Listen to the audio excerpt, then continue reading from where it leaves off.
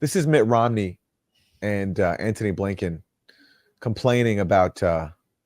Why has the PR been so awful? I know that's not your area of expertise, but you have to less volume. Have some thoughts on that, which is, I mean, as you've said, why has Hamas... Sorry, less volume or more volume? Less. Disappeared in terms of public perception.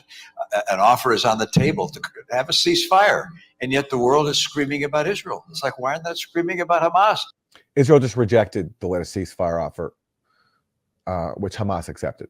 Accept the ceasefire, bring home the hostages. It said it's all the other way around.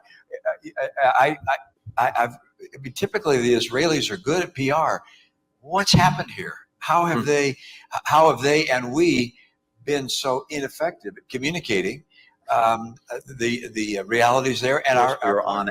So note that Romney says he takes for granted that we should be doing Israel's PR, and watch how Blinken, who's supposed to be a diplomat, the Secretary of State, completely accepts that premise. An intravenous feed of information with new impulses, inputs every millisecond. And of course, the way this is played out on social media has dominated the narrative.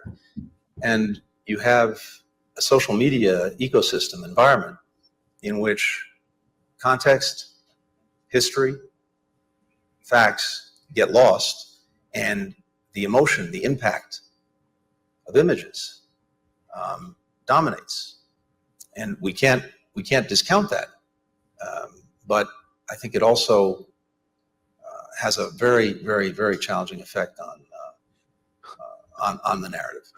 Yeah, a small parenthetical point, which is some wonder why there was such overwhelming support for us to shut down potentially TikTok or other entities of that nature. If you look at the postings on TikTok and the number of mentions of Palestinians relative to other social media sites, it's overwhelmingly so among TikTok broadcasts. So I'd note that's of real interest, and the president will get the chance to make action in that regard. Imagine if Romney had said that TikTok is mentioning Jews too much, right? He'd be kicked out of office.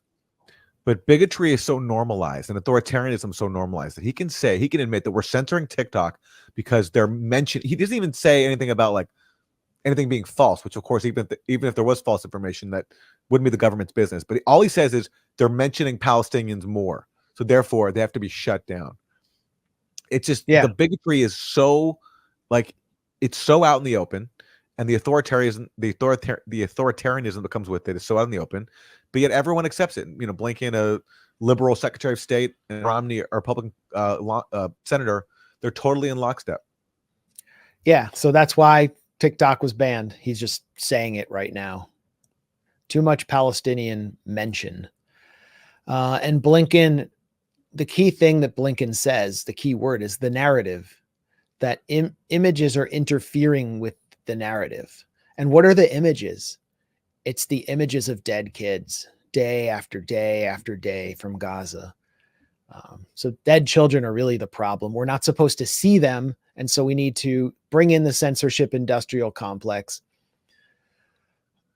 The same one that got put on steroids during the COVID event, to ban, for example, people who might have raised questions about the AstraZeneca vaccine that was just taken off the market by its manufacturer for certain reasons, and to ban TikTok because young people, Generation Z, are learning too much. They need to be dumbed down. We need to be de-democratized. This is all in the blueprint written by Samuel Huntington, The Crisis of Democracy, which called for the American workplace to be more boring, which called for universities to stop prioritizing liberal arts and emphasize management and professional trades.